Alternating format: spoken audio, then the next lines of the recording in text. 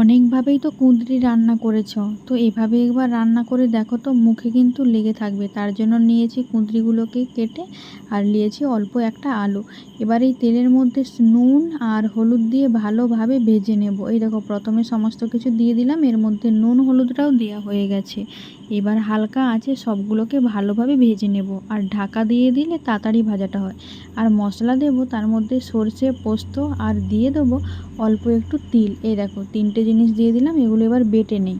আর এদিকে বাটতে বাটতে এদিকে ভাজাটাও করে নিয়েছিলাম। এই দেখো, ভাজাটা প্রায় হয়ে এসছে।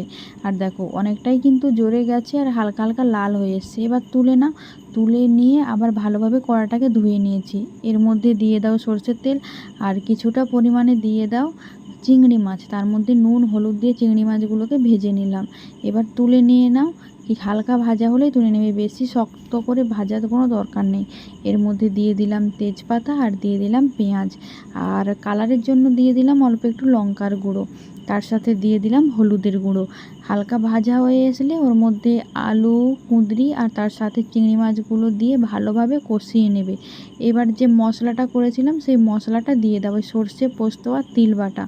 এই দেখো, বেটে নিয়েছি আর দিয়ে দিলাম। এবার ওর মধ্যে অল্প একটু জল দিয়ে দাও।